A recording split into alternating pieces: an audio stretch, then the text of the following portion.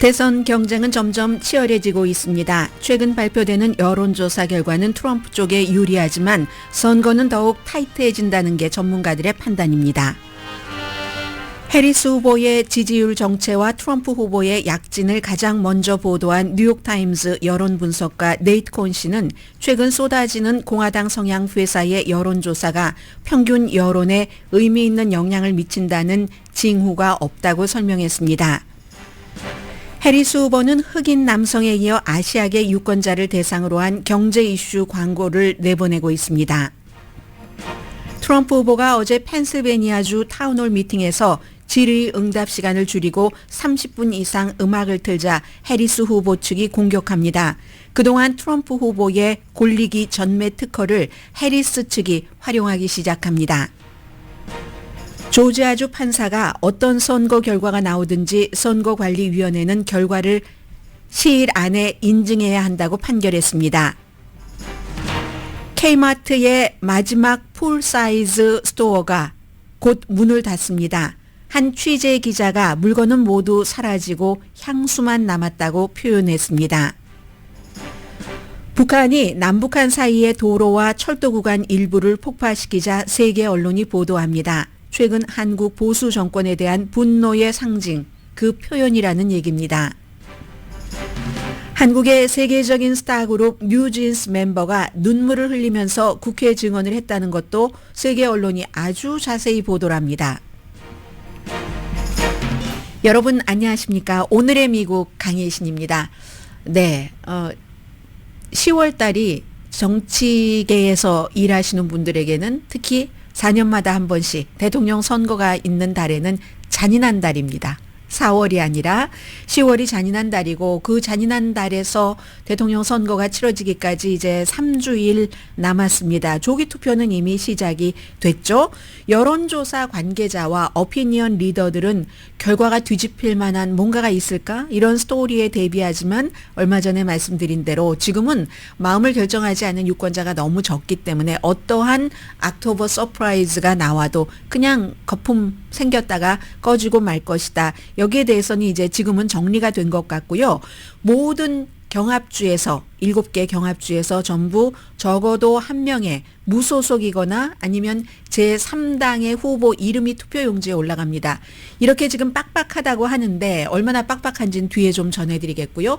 이럴 때는 누군가가 제3의 인물이 조금만 가져가도 이게 큰 영향을 미칠 수 있기 때문에 와일드 카드라고 뭐 이런 때는 표현을 하죠. 그리고 이제 해리스 후보가 뉴스 사이클은 본인에게 집중시키는데 한 이틀 사이에 성공을 한 것 같습니다. 오늘은 지금 또 시카고에서 트럼프 후보가 주목을 받게 될 텐데 어제의 경우에는 그동안에 이제 처음에 굉장히 걱정하던 토론에서 끝나고 나서 바이든 후보가 물러나면서 이제 뭔가를 해리스 후보에게 줬죠. 해리스 후보는 기쁨의 전령사가 된 것처럼 몇 주일을 잘 달려왔습니다. 몇 주일은 더 되네요. 7월 21일부터니까 달려오다가 이제 딱 뭔가가 막혀버린 거죠, 지금. 막혀버린 것뿐만이 아니라 막힌 사이에 지난주에 쏟아져 나온 여론조사 결과가 트럼프 후보에게 이제 유리한 그런 여론조사 결과가 나왔습니다. 그러자 해리스 후보가 선거 접근 방식을 바꿉니다. 그냥 기쁨의 전령사만 가지고 되겠어? 내용도 있어야지 되지? 그래서 인터뷰를 해봤는데 인터뷰에 내용이 없잖아. 이건 이제 여러 가지가 아마 있을 것이라고 전문가들은 봅니다. 며칠 전부터는 바이든 바이든 캠프와 해리스 캠프, 오바마 캠프에서 일했던 사람들이 지금 전부 뭉쳐서 민주당이 합쳐서 지금 선거 캠페인을 이끌어가고 있는데 바이든 측과 뭔가가 힘들다는 겁니다. 이건 이제 오늘 아침에 영국 신문 가디언만 봐도 알 수 있는 게 낸시 펠로시 연방 하원 의장이 열심히 이 바이든 대통령에게 토론에서 처참하게 무너지고 난 뒤 그 자리에서 내려와야지 된다 하는 것을 운동을 주도를 했죠. 그 뒤에 수십 년 동안 의회에서 함께 일을 했었던 바이든과 낸시 펠로시가 지금까지도 아직 전화통화 말을 하지 못했답니다. 그만큼 바이든 대통령으로서는 뭔가 마음속에 이제 서운함이라든가 여러 가지가 있죠. 이런 상황에서 해리스 후보는 같이 바이든 캠프에서 일하던 사람까지 이제 포용하면서 그들의 조언도 받고 가는데 바이든 대통령 눈밖에 난다던가 그리고 지금 부통령의 위치죠. 굉장히 이제 불편한 겁니다. 그렇기 때문에 이제 바이든 행정부와의 여러 가지 분리를 할 수 있는 기회가 있었어도 뭐 별로 특별하게 생각나는 게 없는데요. 이런 것에도 어느 정도는 그 두 사람의 사이라든가 이 두 캠프 측에서의 이런 여러 불편한 것이 이제 거기에 투입이 됐을 것 같고요. 뭐 해리스 후보도 본인이 열심히 공작해서 된 건 아니지만 어느 정도 바이든 대통령이 물러나고 싶지 않은데 물러날 수밖에 없었고 그 자리를 본인이 이어받았으니까 죄책감이 있을 겁니다. 이런 모든 문제들 때문에 행복의 전령사, 조이풀한 무슨 캔디데이트만으로는 되지 않는다 하는 것이 허니문이 끝나면서 며칠 사이에 증명이 됐고 캠페인 접근 방식을 바꿨습니다. 해리스 측에서. 이 캠페인 접근 방식은 오히려 바이든이 하던 것과 비슷하게 갔거든요. 바이든 후보가 늘 얘기를 한 게 대통령이 트럼프 후보가 민주주의에 엄청난 위협이다라고 얘기를 했고 해리스 후보가 들어오고 나서 그건 싹 사라지고 내가 그 어둠침침한 어둠의 그런 캠페인이 아니라 밝은 것을 하겠다. 근데 이제 더 이상 거기까지만 통했구나. 허니문이 하고는 바꾼 겁니다. 어제 펜실베니아주에서 트럼프 후보 지금 텔레비전 화면에 보이는데 타운홀 미팅을 했고요. 이제 그 카멜라 해리스는 사람들에게 연설을 하는 그 과정에서 트럼프 후보가 점점 미국의 위협이다. 미국의 민주주의의 위협이고 무척 불안정하고 이 사람의 그 권력을 다시 잡았을 때 여러 가지를 정말 이거는 너무너무 미국에 위험하다. 재선되면은 이거는 정말 우리가 감당할 수 없는 경우일 거야. 트럼프가 누군지 봤지만 직접 그의 말을 들어보자 하면서 트럼프 후보가 그동안 잘해왔었던 거죠. 캠페인 할 때마다 해리스 후보 뭐 예를 들어 말을 더듬는다던가 여러 가지 웃는다던가 하는 모습을 이제 보여주고 중간에도 그렇고 끝날 때도 그렇고 그랬는데 이제 해리스 후보가 트럼프 후보를 그런 식으로 때리기 시작하는 겁니다. 이것의 빌미는 트럼프 후보가 박스 텔레비전과 일요일에 인터뷰를 했었던 어제 여러분들께 전해드렸었던 바로 그 부분이죠. 외국의 적보다 내부의 적이 더 위험하다. 그러면서 그 일요일날 박스의 인터뷰뿐만이 아니라 그동안 위스콘신에서 10월 달에 한 얘기 등등을 다 얘기를 하면서 트럼프 후보는 미국 사람들 이 라이벌보다 라이벌이 중국이나 러시아보다도 더 적이다. 이렇게 말한 것을 딱 이어서 편집을 합니다. 맨 마지막에 그러므로 뭐 이런 일들에 대해서 필요하다면은 뭐 쉽게 진압할 수도 있고 방위군을 투입하거나 군인을 투입한다. 이 직접 한번 들어보시라. 얼마나 트럼프 후보가 위험한지 이렇게 여러분들 보세요. 그거 틀어주세요. 이렇게 선거 캠페인을 해리스 후보가 하기 시작했습니다. Please roll the clip. 클립 좀 보여달라는 거예요. Enemies from within. The enemy from within. Those people are more dangerous, the enemy from within, than Russia and China. The bigger problem are the people from within. We have some very bad people. We have some sick people, radical left lunatics. And I think that, and it should be very easily handled by, if necessary, by National Guard, or if really necessary, by the military. 네, 필요하다면 방위군, 정말 필요하다면 군대를 투입한다.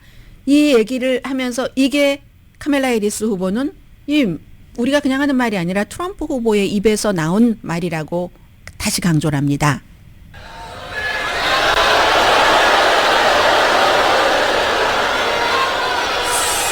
So you heard his words. You heard his words coming from him. He's talking about the enemy within Pennsylvania.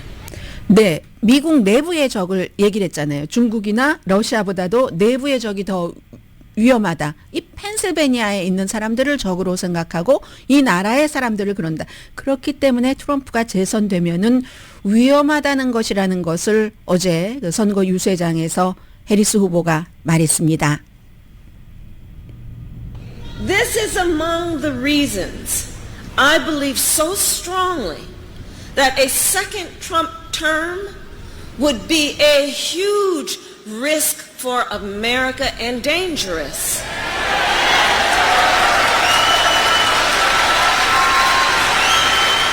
미국의 대단한 위협이고 위험하다 이렇게 그 얘기를 했죠. 그리고 이제 그 트럼프 후보의 그 말에 대해서는 국민들에게 군대를 쓰겠다. 이게 나의 지지층은 평화롭게 모든 것을 할 텐데 상대방들이 어떠한 그 무슨 선거를 치르는 데 있어서도 뭐 폭력적이라든가 그럴 때 군대를 투입하겠다 하는 이 얘기에 대해서 트럼프 후보 당시에 국가안보보좌관이었던 마이크 펜스 부통령의 보좌관이었습니다. 올리비라 그 투오제 씨가 트럼프 후보가 이런 말을 한 게 처음이 아니다. 거리에서 사람들에게 총을 쏜다고도 얘기를 했고, 그리고 이제 또 다른 트럼프의 시니어 자문이었던 케빈 캐롤 씨, 그가 재선된다면 그는 트럼프는 최악의 본능을 그 트럼프의 최악의 본능을 우리가 그 멈추게 할 방법이 없다. 정말 위험에 처해 있다. 임기 1기에는 본인도 정치계에 처음 들어오고 해서 사람을 쓰는데도 실수가 있었고, 그리고 그들의 말을 들었어야지만 됐기 때문에 그들이 트럼프의 최악의 본능을 멈출 수 있었지만 임기 2기에는 그런 것에 다 대비해서 사람들도 하고 뭐 헤리티지 재단의 프로젝트 2025 같은 이 정치계 밖에서도 뒷받침을 해주고 하기 때문에 우리는 트럼프의 최악의 본능을 발휘할 수 있는 위협과 위험을 멈출 길이 없다. 이런 얘기를 어제 굉장히 많이 했습니다. 그리고 최근에 이제 트럼프 후보 쪽으로 어떠한 이유에서든 어제 그 누가 얘기를 했었죠? 교육의 문제라든가 아니면 아무래도 이제 교육을 덜 받으신 분들이 이제 몸을 쓰는 일을 많이 하니까 노동계층에서 일을 많이 하니까 그런 분들이 임금은 작게 받으면서 어떠한 인플레이션이 있을 때 물건값이 크게 올라가니까 굉장히 타격을 받으셨을 거고 이런 여러 가지 이유로 이제 교육 수준이 낮은 히스패닉계나 흑인계가 과거와는 달리 그 공화당 쪽으로 많이 빠져나간다 하는 게 있었죠. 그런 여론조사 결과가 있고 물론 대신에 교육을 많이 받은 백인들이 또 민주당으로 가기도 한다. 그걸 이제 또 트럼프 쪽으로 가는 그런 사람들은 엘리트라고 하면서 굉장히 싫어하기도 하고 하는 것들이 지금 뭐 여론 전문가들이 하고 있는 분석이긴 합니다. 그런데 그 같은 면에 대해서 이제 해리스 후보도 인정을 하는 거죠. 그걸 알기 때문에 흑인 남성을 겨냥한 일부 경제 정책을 발표를 했습니다. 이게 다 시행되지 않을 것이기 때문에 저는 발표되는 경제 정책에 대해서 시시콜콜이 말씀드리고 싶지는 않습니다. 다만 이런 사람들이 경제 번영의 도구가 좀 다른 사람들한테 부족하다라고 생각하고 있기 때문에 비즈니스를 할 때 융자를 해주고 직업교육 또 흑인들만 유난히 많이 걸리는 질병 같은 것들이 인종별로 있잖아요. 거기에 대한 지원을 한다던가 또 기호용, 레크리에이션용 마리화나 합법화 이런 것에 대해서 얘기를 했습니다. 그리고는 오늘은 아마 네바다주에 살고 계신 분들은 많이 보실 텐데요. 해리스 후보가 특히 아시아계를 겨냥을 한 선거 이런 광고를 내보내는데 네바다주에서 그런 경제 이슈 광고. 네바다주에도 이런 히스패닉계 이런 뭐 식당업 같은 데서 일하시는 분들이 저임금 팁 받고 생활하시는 이런 분들이 많으시잖아요.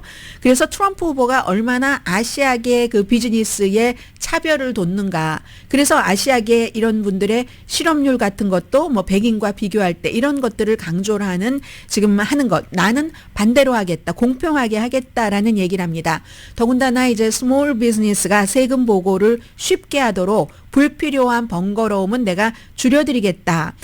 애리조나라든가 조지아, 미시건, 노스캐롤라이나, 펜실베니아, 위스콘신 이런 이제 주요 경합주에는 이 아시아계 아메리칸요 투표할 자격이 있는 유권자 자격이 있는 그런 사람들이 130만 명 정도 살고 있다고 합니다. 이 아시아계에는 물론 하와이 원주민도 포함이 되고 무슨 뭐 퍼시픽 아일랜더도 포함이 됩니다. 지금은 너무나 지금 박빙이라고들 전문가들은 그렇게 보고 있기 때문에 이럴 때는 정말 하나하나 속아낸다는 표현은 맞지 않네요. 그 마음을 결정하지 못한 사람들에게 한 사람 한 사람 이렇게 다가가서 조금씩이라도 표를 모아야지만 되는 지금 그런 형편이고요. 그리고 중요한 건 내일 굉장히 모레 이슈가 되겠죠. 해리스 후보가 팍스뉴스와 인터뷰를 합니다.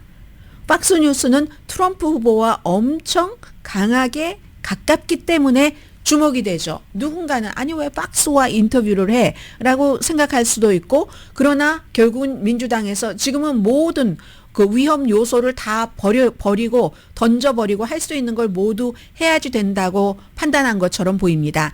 이게 얼마 전에 그 월스트리트저널의 공화당인 패기 누난이라는 칼럼니스트가 지적을 한 점이기도 합니다. 처음부터 해리스 후보가 준비되지 않았다 할지라도, 그리고 엉겹결에 됐으니까 얼마나 본인도 당황스럽겠어요. 그럼에도 불구하고 그때는 허니문 기간이었기 때문에 모든 매체에 나와서 실수도 하면 사람들이 허니문 기간이니까 그렇지 뭐 처음인데 하면서 이제 이게 다져지고, 그 사이에 해리스 후보는 자신감이 붙었어야지 되는데 지금 좀 그 여러 언론에 등장하는 게 조금 늦었다, 뭐 이런 생각을 하시는 분들도 계시잖아요. 패기 누난이라는 사람은 트럼프 후보는 싫어하는 공화당입니다.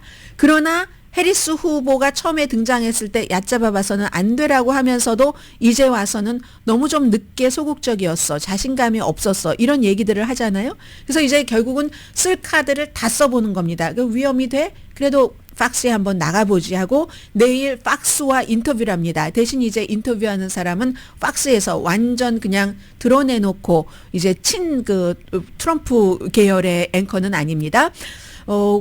트럼프 후보는 이것도 팍스가 왜 해리스를 인터뷰해 주냐고 엄청 비난을 합니다. 뿐만 아니라 팍스와 일요일에 1시간 동안 트럼프 후보가 인터뷰를 했어요. 본인 하고 싶은 말 다 하고 군대를 투입할 수도 있다라는 얘기까지 하고도 그 뒤에 팍스를 엄청 비난을 했습니다. 왜 비난했냐면 팍스가 왜 민주당 사람들도 출연을 시키느냐, 이런 비난이었거든요. 이런 거 다 사족이고, 내일 팍스와 해리스 후보와의 인터뷰, 이것도 어느 정도는 영향을 미치겠죠. 당연히 팍스를 보는 사람들이, 보수적인 사람들은 진보적인 매체가 많기 때문에 팍스 텔레비전 엄청 보고, 팍스가 미국에서 다른 매체와는 비교할 수 없을 정도로 시청률이 높은 그런 케이블 텔레비전입니다. 그래서 이거 해리스 후보에게는 엄청 중요하고요. 트럼프 후보는 국경 정책 같은 것을 얘기를 했는데, 트럼프 후보나 해리스 후보나 어떠한 정책을 얘기할 때 두리뭉실하게 얘기를 하지 지금 디테일을 다 얘기를 하지 않습니다.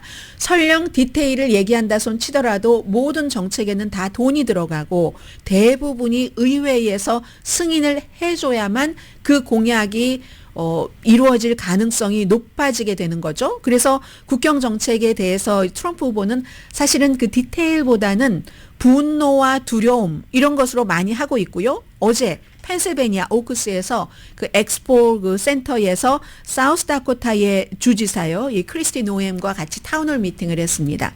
그런데 비상사태가 일어났어요. 한 사람이 쓰러졌습니다.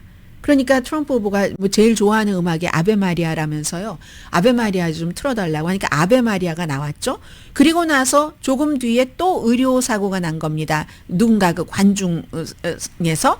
그러니까 또다시 아베 마리아를 틀어달라라고 얘기를 하고, 트럼프 후보가 그 특유의 아주 말랑말랑하게 얘기하는 분위기, 뭐 또 기절하고 싶은 사람 또 있나요? 뭐 이렇게 농담 비슷하게 하면서 루치아노 파바로티의 뭐 Time to Say Goodbye 틀어달라고 하는데, 제가 듣기로는 세라 브라이트먼의 Time to Say Goodbye였는데요. 아무튼 그렇게 했습니다. 그리고 누가 지금 질문을 듣고 싶겠어요 하면서 질문에 답하기보단 노래 틀기로 하자 하면서 트럼프가 좋아하는 노래들을 본인이 요청을 해서 계속 나옵니다. 뭐 빌리지 그 피플의 YMCA 이런 노래, 아니면 시네이드 오코노는 얼마 전에 숨졌는데 Nothing Compared to You, 트럼프 후보가 이 노래 틀은 거 좋아했을지 모르겠습니다.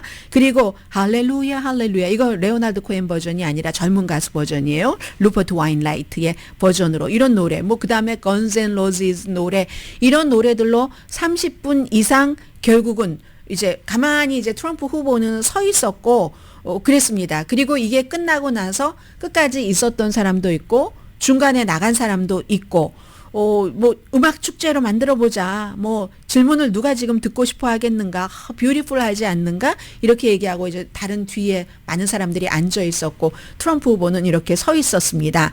트럼프 후보의 캠페인 대변인 스티브 청은 X에 이 행사를 너무나 모두가 너무 기뻐서 기절할 정도였다, 완전한 사랑의 축제였다라고 얘기를 했습니다. 그런데 해리스 캠프에서는 이제 트럼프에게 골림을 엄청 당하다가 트럼프 캠프 측을 골리는 이런 것으로 맞대응을 합니다.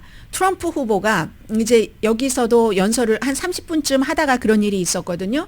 그래서 빨리 끝났죠. 예정 시간보다. 보통 트럼프 후보는 1시간 반 이상 가잖아요. 본인이 그 이상 연설하고 하니까.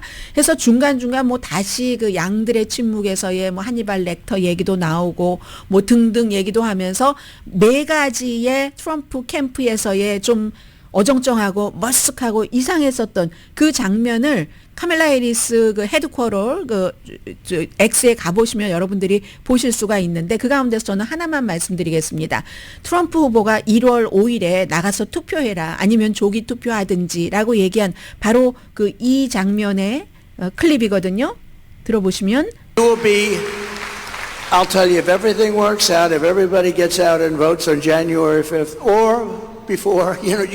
네, 이 1월 5일이거나 그 전에 이렇게 얘기를 했잖아요. 근데 사실 이런 것은 날짜 같은 거 혼돈할 수 있죠. 뭐 이 카멜라 해리스 측에서도 이걸 신중하게 생각해야 했겠습니까? 물론 최근에 본인이 딱 그 건강 성적표 내놓고 트럼프 당신도 내놔라 하기는 하지만 11월 5일인가요? 이번에 11월 5일과 1월 5일 정도는 뭐 충분히 그건 이제 혼돈할 만한 건데 제가 말씀드리고 싶은 것은 이제는 해리스 측도 이런 것들 전에는 그냥 품위 있게 가자 뭐 이슈로 가자 이렇게 하다가 기쁨으로 가자 어둠에서 하다가 이젠 트럼프의 이 같은 실수도 다 얘기를 하면서 굉장히 트럼프가 혼란스러워 보이던데 괜찮기를 바란다, 뭐 오케이이기를 바란다 이런 식으로 캠페인을 한다는 것.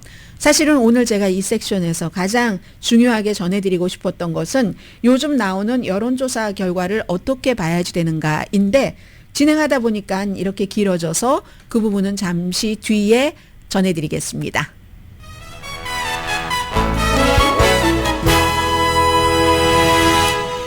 오늘의 미국은 전문가가 추천하는 이민법, 가정법 전문 제인정 종합법률사무소, 총 20억 달러 승소, 교통사고와 상해 전문 브라이언 타필라와 CG 변호사 그룹, 집융자 홈에퀴리 라인업 크레딧, 급한 하드머니도 정말 쉽게 잘하는 융자나라 공동펀입니다. 이렇게 뉴스를 진행하다 보면은 뭐 자주 저는 조금 있으면 알 건데 뭘 저렇게 구체적으로 하는가 싶기도 하고 그 시간에 조금 재미있거나 의미 있는 다른 뉴스를 전해드리는가 고민을 할 때가 많습니다. 근데 지금은 어쩔 수가 없습니다. 11월 5일 선거 치르면 결과 나오지만 그 전에 사람들은 궁금한 겁니다. 저도 궁금합니다.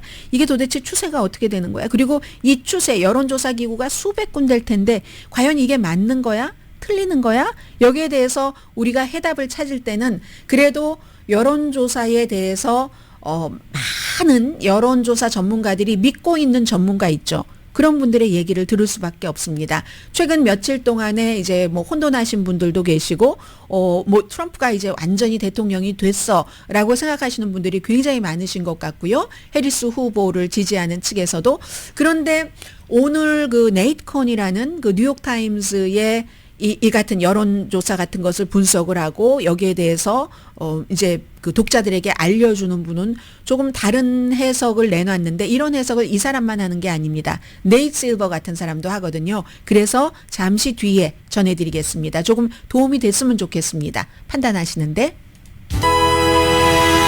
라디오 서울 방송 오늘의 미국 듣고 계십니다. 오늘 아마 그 조지아주에서 발행되는 애틀란타 저널 컨스티튜션 보니까 조지아주에 이제 조기 투표 오늘 시작되는가 보죠. 애틀란타 인근에 한인분들 많이 살고 계시는데 투표하세요. 그리고 또 요즘 하도 그 세상이 어지러워서 뭐 군대 얘기, 방위군 얘기, 뭐 트럼프 후보가 그런 걸 할 수 있는 권한은 지금 없죠. 그렇지만 그 정도로 뭔가가 부딪힐 수도 있으니까 웬만하면 조금 한가할 때 일찍 그 투표를 하시는 것도 많은 분들이 그 주변에서 권하시더군요. 오늘 그 애틀란타 저널 컨스티튜션 보니까 그런 내용이 있었고요. 그리고 또 주의 선거관리위원회의 위원장이 다른 공화당의 동료들을 비난하는 이게 지금 애틀란타 저널 컨스티튜션의 일면에 큰 사진이거든요. 막 손가락질하면서 비난하는 그런 모습인데 이건 뭘 말하냐면은 조지아주의 선거관리위원회가 9월 달에 이런 것을 정했죠.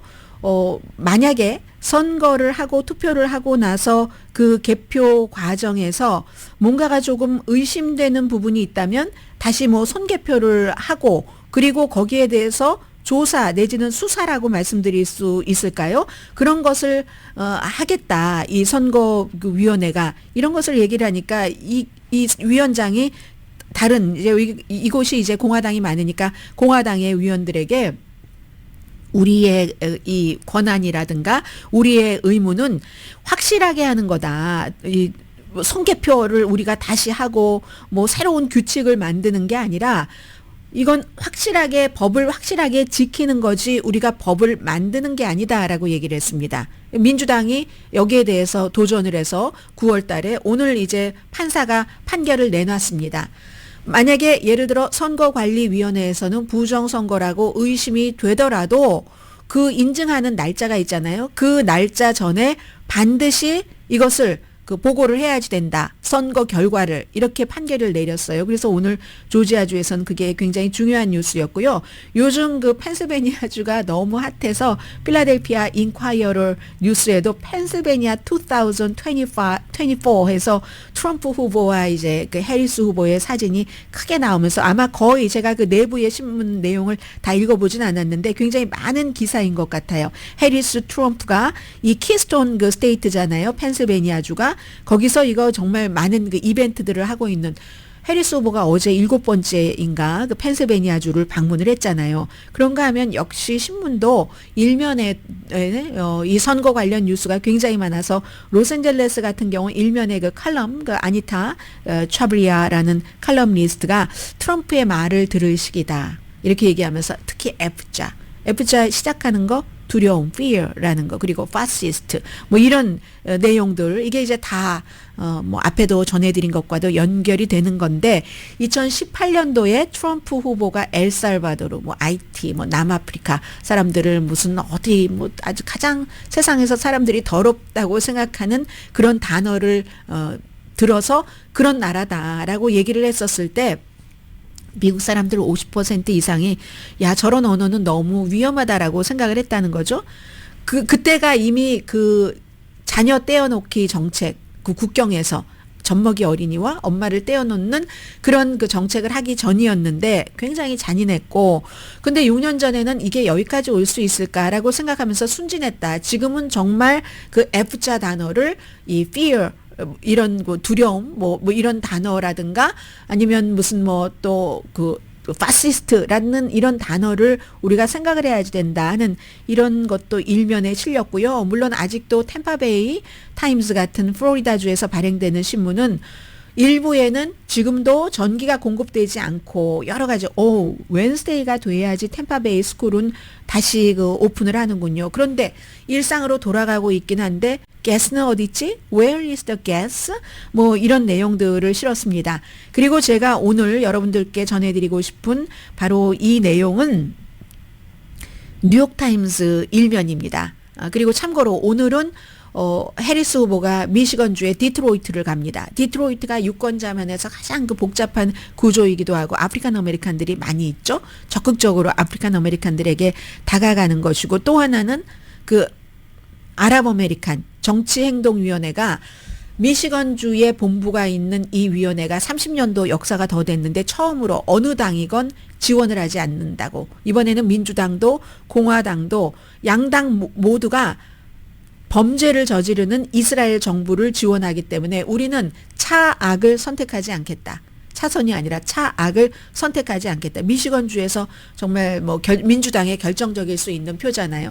아랍 아메리칸이 꼭 뭐 소수 인종이기 때문에 민주당만을 지지한다. 그렇지 않습니다. 또 여러 가지 다른 이유로 인해서 공화당도 지지를 하거든요. 근데 올해는 아무도 하지 않겠다 했고 이런 바탕을 깔고 그 해리스 후보가 지금 미시건주로 가고 있고요. 오늘 뉴욕타임스 일면 최근 추세가 여론조사 추세가 트럼프 쪽에 유리하지만 선거는 더욱 타이트해진다는 게 전문가들의 판단입니다. 네이콘 씨, 이 뉴욕타임스의 여론조사 전문가 이분이 지금 얘기를 한 거거든요.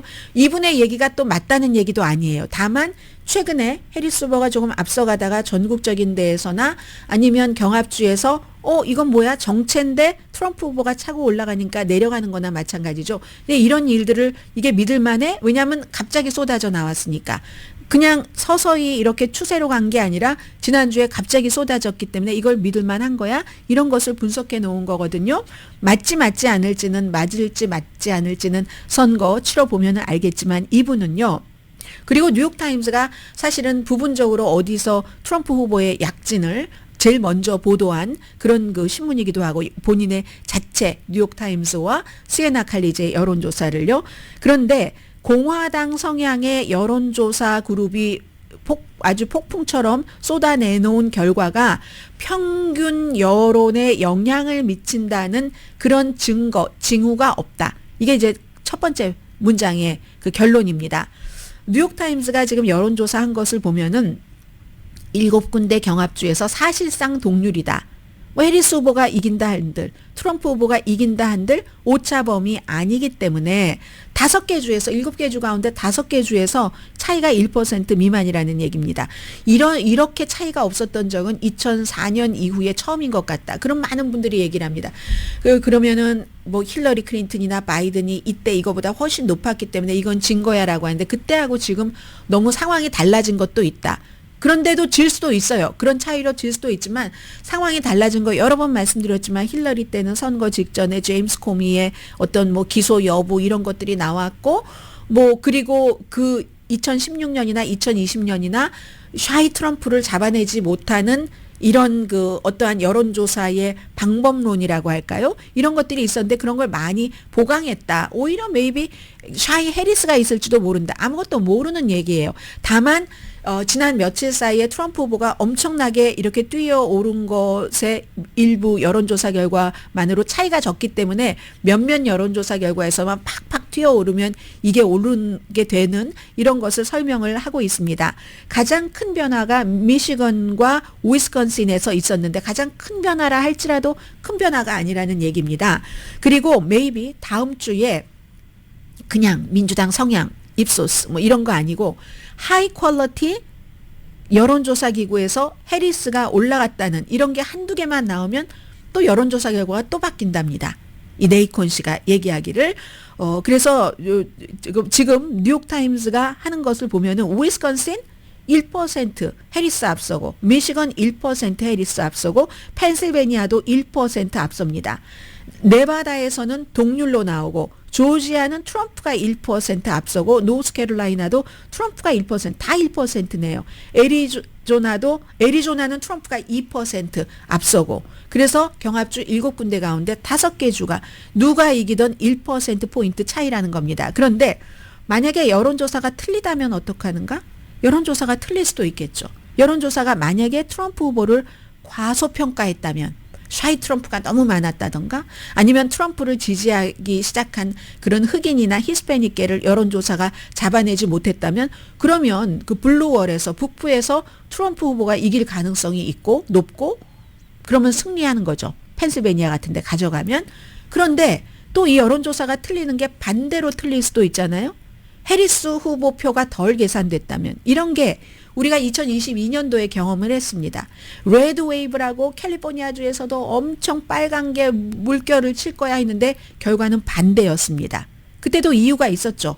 헬스케어 같은 것 이런 것들 때문에 사람들이 많이 나와서 그래서 이제 2022년처럼 오차이면 어떤가. 그때는요 2022년도 선거를 치르기 거의 마지막 무렵에 공화당에서 엄청나게 공화당 성향의 회사에서 여론조사가 쏟아져 나왔답니다. 대표적인 그 공화당 성향의 조사가 어떤 전문가는 여기 라스무센은 공화당 선거 요원이에요 라고까지 표현하거든요. 그래서 네이 실버라든가 이런 사람들은 라스무센 걸 아예 계산을 내 안 넣기도 합니다. 뭐 설명할 땐 넣지만 해서 라스무센과 트라팔가에서는 트럼프 후보가 다른 여론조사와는 전혀 상관없이 막 몇 %씩 다 이깁니다. 이런 거 이게 바로 2022년도에 레드 그 열풍이다 할 때 그런 여론조사가 나왔었던 때라고 얘기를 합니다. 공화당이 후원을 하거나 돈도 뭐 지원하거나 하는 그런 여론조사 기구예요. 물론 거듭 말씀드립니다. 입소스 여론조사 결과는 민주당에게 좋게 나옵니다. 그래서 지금으로 보면은 이 세 가지를 이 네이콘 씨가 얘기를 하는데 공화당 성향에서 나온 것, 민주당 성향에서 나온 이런 여론조사 믿을 수 없고 방법론에 대해서 투명성이 없는 여론조사. 예를 들어서요, 538이라는 신뢰하는 이런 곳, 그리고 YouGov라는 영국의 여론조사 기구, YouGov는 CBS와 같이 하죠. 이런 여론조사 기구는 뉴욕타임스도 마찬가지입니다. A.점 이상 받는데 뉴욕타임스와 시에나 칼리지, 뭐 월스트리트저널도 여론조사를 많이 하진 않지만 그래도 그 신망이 두텁습니다. 이런 데는 방법론을 보면은요, 방법론 읽다가 하루가 다 갈 정도입니다. 그만큼 본인들이 세심하게 디테일하게 한다는 거잖아요. 그래서 공화당 성향이라든가 이 여론조사 기구는 민주당 성향보다는 공화당 성향에서 팍 쏟아내는 게 조금 더 많으니까 방법론에 있어서 투명성이 덜한 여론조사 결과라든가 아니면 실적 완전히 다 틀리는 이런 여론조사 결과, 이런 것에 따라서 지금의 우리의 여론조사가 맞을 수도 있고 틀릴 수도 있고, 그리고 이 세 가지 중에 하나 두 가지가 속할 수도 있고, 이 세 가지가 지금 다 함께 나와서 여론조사도 때로는 편향적이 될 수가 있다. 그러므로 지금 결론은 뭐 전국적인 추세나 이 경합주에서나 그 어느 때보다도 굉장히 팽팽한 선거가 될 것이다. 그러니까 가능하면 마음이 결정되신 분들은 뭐 조기 투표도 하시고 투표를 반드시 하시는 게 여러분들이 트럼프를 후원하시던 해리스를 지원하시던 여러분들이 원하는 후보가 대통령이 되게 하는데 굉장히 도움이 될 겁니다.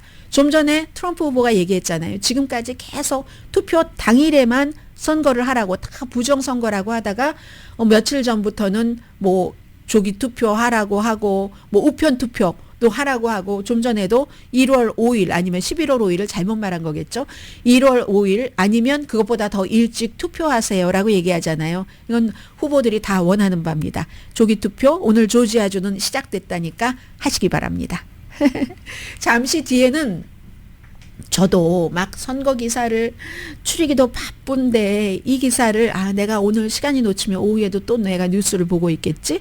선거 뉴스를 하면서 놓칠 수 없다 해서 굉장히 긴데 다 읽은 기사인데, K마트 마지막 남은 그 full size, 그냥 작은 K마트가 아니라 full size가 굉장히 크잖아요. full size K마트는 그 full size K마트가 마지막으로 미국에 있는 게 문을 닫는답니다. 그래서 막 1300마일 떨어진 곳에서도 사람들이 그 향수 때문에 어렸을 때 그것 때문에 다시 오고 하는 그런 모습이거든요. 이건 비즈니스의 추세를 말하기도 하고, 향수에 젖어서 누가 부른 노래죠? 수십 년 전의 노래인데요. 제가 옛날 사람 맞아요. 잠시 뒤에 뵙겠습니다. 라디오 서울 방송 오늘의 미국 듣고 계십니다. 미국 본토에서 그 괌 같은 데는 아직 있는 거예요. 있을 예정인 거죠. 얼마 동안은인지는 모르지만 이 미국 본토의 마지막 그 풀 사이즈 K마트가 곧 문을 닫습니다. 10월 20일인데 뉴욕에 있는 그 브리지햄튼에 있는 곳이래요. 1962년도에 그 K마트가 오픈을 했다고 하거든요. 미시건주의 가든시티에서. 그리고는 86년도에는 그야말로 미국에서 최대 규모의 디스카운트 스토어. 그래서 좀 전에 말씀드린 자매가 1300마일 뭐 마이애미라든가요. 거기 떨어진 곳에서 딱 간 거예요. 내가 이거 안 가면 안 되지. 추억이 너무 많았다는 겁니다. 그 K마트에 가면 저도 그렇거든요. 거기 피자도 팔고 했잖아요. 키친이 있어서. 거기서 막 시도 쓰고, 그리고 이제 좀 나이가 들었을 때는 임신 테스트 기구도 팔았나요? K마트에서 샀고, 두 자매가 아이를 낳은 뒤에는 이거 너무 힘드니까 K마트로 우리 피신 가자 하기도 했고, 그래서 이 두 분이 이제 한 분은 39살이래요. 안 오면 후회할 것 같아서. 정말 이 K마트도 처음에 정말 융성했지만 수십 년 사이에 쇠퇴하는 것을 조금 기간을 뒀죠. 두면서 영화 더스틴 호프만을 얘기하네요. 오늘 제가 뉴욕타임스 기사를 여러분들께 좀 정리를 간추려드리고 있습니다. 레인맨 영화나 고전에서나 K마트가 이제 볼 수 있게 된다는 거예요. 박스 그런 거 살 때는 K마트에서 산다 뭐 이런 장면이 있었죠. 그래서 마이애미의 작은 스토어나 아니면 괌과 이 두 자매가 어디에 살고 있는지는 잘 모르겠어요. 그런데 앞으로 마이애미와 괌, 미국령 그 버진 아일랜드에 몇 군데 K마트는 있답니다. 사람들이요 통로를 이렇게 걸어 다니면서 그렇게 많은 물건이 다 비었어요. 사진 보니까. 그리고 저는 처음에 Kmart에 왔을 때, 미국에 와서 처음 Kmar트 갔는데 그 에스컬레이터가 쇼핑 카트를 위해서 어떻게 사람이 타는 것도 아니고 그런 기계가 있는 걸 보고 너무 깜짝 놀랐고, 또 엘리베이터가 엄청 크잖아요. 가구 같은 것도 날라야지 되니까. 그것도 너무 놀랬고, 문방구 용품에서는 저는 삼가에 있는 Kmart에 많이 갔었는데, 저 LA에. 그러면 문방구점에 가면은 막 몇 시간이고 정말 시간이 지나가는 것도 모르고 구경하기도 했었는데, 사람들이 다 저와 똑같은 것을 경험하는 겁니다. 저는 제일 처음에 미국에 와서 C자로 시작되는 브랜드의 그 헤어롤러를 K마트에서 사기 시작해서 그걸 쓰고 망가지고 엄청 다녔었거든요. 크리스마스 장식도 그렇고 침구, 뭐 벽에 초도 K마트에서, 요즘은 막 지천이지만 K마트에 가야지 초들이 너무 종류가 많은 게 있었고, 음식에서 패션까지를 다 이제 1980년대 중반부터 잡고 있었는데, 그런데 어느 순간에 이게 사라지죠. 물론 그 사라지는 데는 부실 경영이 있겠죠. 그 뒤에 이제 월마트가 가격을 싸게 하면서 오만 걸 다 팔았어요. 타겟은 어떻습니까? 모든 걸 다 팔진 않지만 세련되죠. 뭐 향기도 좋죠. 타겟에 들어가면. 그러다가 아마존, 다 제가 걸어간 길과 똑같네요. 마샤 스튜어트의 뭐 여러 가지 가정용품 같은 것을 사려면 K마트에 살 수 있었죠. 그런데 그 K마트가 그야말로 이 세상에 멈출 수 없는 거인이 있어 생각을 했었을지도 모르지만 거인도 멈춰진다는 겁니다. 2002년도에 2224개의 스토어와 직원이 24만 명이 있었는데 파산 신청했고, 그 당시에는 소매업소에서 가장 큰 파산 신청이었고, 나중에 이제 시어스와 합쳐서 둘 다 무너졌죠. 시어스도 결국은 파산 신청을 하고, 이런 식으로 이 K마트의 참 시작부터 끝까지, 그 시작의 그 미시건 그 스토어는 사람들이 줄을 쫙 섰는데 흑백 사진이에요. 그런데 거기에 많은 것이 담겨 있고, 그리고 요즘에 완전 텅 빈 칼라 사진, 모든 것은 다 가기는 가죠. K마트도 바람과 함께 사라진다. 라디오 서울 방송 오늘의 미국 듣고 계십니다.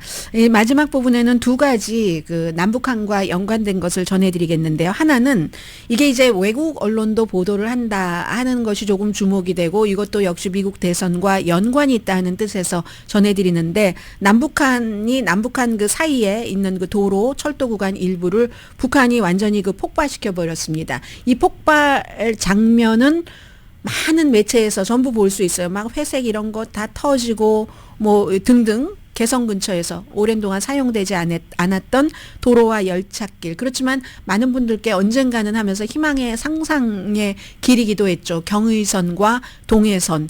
이걸 이제 지금 북한에서는 남한이 뭐 무인기를 평양에 띄웠다 이런 얘기를 했고, 한국에서는 처음에는 그런 일 없다라고 하다가 나중에는 이제 답변할 수 없다. 아직 이게 명확하게 어떻게 된 건지는 안 나온 것 같고, 그런 것에 대한 그 불만의 표현이다. 그 드론에 뭐 전단지가 들어 있었다. 뭐 이런 얘기인데, 북한은 남한과 국경을 막 영구적으로 닫아버리고 뭐 방어 시설을 뭐 만들겠다. 이런 얘기도 이미 했었고, 그리고 최근에 이제 김정은 위원장이 뭐 여러 가지 이런 뭐 남북 관계를 끊고, 그리고 뭐 평화 통일 그 목표 포기한다. 뭐 이런 얘기 1월 달에 했었잖아요. 그리고 남한을 주적으로 지정을 하고 하나하나 일들을 지금 해나가고 있는데, 이게 과연 더 긴장으로 갈 것인가? 해외에선 그렇게 보지 않습니다. 그냥 남한에 대해서 선제적인 공격이라든가 대규모 공격을 할 가능성은 아주 낮다. 왜냐하면 남한이 남한만이 아니라 미국과 같이 있기 때문에 그런 보복을 당할 가능성이 아주 크기 때문에. 그러나 이제 단지 쭉 그 과거부터 보면 2000년대에 남북한 화해의 시대의 경의선, 뭐 동해선 이런 거 놔주고, 그다음에 핵 문제 있고 나서 주춤하다가 이제는 완전히 이렇게 날아가 버렸는데, 부분적으로 미국에서 대통령이 누가 되느냐에 따라서 지금 북한은 한국과 대화 안 하겠다고 얘기하잖아요. 이런 도돌이표가 지금 역사적으로 돌아가고 있는데 세계에서도 주목을 하고요. 뉴진스의 멤버가 국회에서 노동위원회에서 학대당했다고 증언한 것도 세계가 다 보도합니다. 자세한 내용은 관심이 있으신 분들은 다 아실 테고요. 한니 20살의 베트남계 호주인이 우리 하이브와 그리고 이제 뉴진스의 멘토인 민희진 대표, 뭐 이게 이제 자회사가 있어서 해고하고 뭐 여러 가지 문제가 있었잖아요. 그 뒤에 뉴진스가 미니진 대표 다시 복직시켜달라 등등을 한 뒤에 이 하이브로부터 엄청나게 우리가 여러 가지 학대를 당했다. 이러한 것들을 그 한니라는 그 멤버가 얘기를 한 것이요. 이게 굉장히 자세히 보도하거든요. 왜 그렇겠습니까? 그 내용 자체는 막 시시콜콜하게 하이브 간부들의 차가운 시선, 다른 멤버들에게도 우리와 말하지 말라고 했다 등등, 우리를 싫어한다. 왜냐하면 미니진 대표를 감쌌기 때문에 등등의 얘기들, 이 모든 것들은 그만큼 그 K-팝 한국의 그 대중 문화가 세계에 관심이 있다는 얘기죠. 언제 한국 국회에서 이렇게 그 가수 뉴진스의 멤버라든가 다른 사람들이 증언을 할 때 세계가 주목을 했습니까? 오늘의 미국은 전문가가 추천하는 이민법, 가정법 전문 제인정 종합법률사무소, 총 20억 달러 승소, 교통사고와 상해 전문 브라이언 타빌라와 CG 변호사 그룹, 지비용자 홈에퀴리 라인업 크레딧, 급한 하드머니도 정말 쉽게 잘하는 융자나라 공동폰이었습니다. 10시에 브라보 마이라이프 방송됩니다. 지금 이코노미 클럽 업 시카고에서 트럼프 그 전 대통령이 질문을 받고 있는데, 오늘 월스트리트저널을 보더라도 이 관세 이런 것 때문에 경제 정책은 트럼프 후보가 오면은 훨씬 빚이 늘어난다는 게 전문가들의 공통적인 의견이긴 합니다. 강희신이었습니다.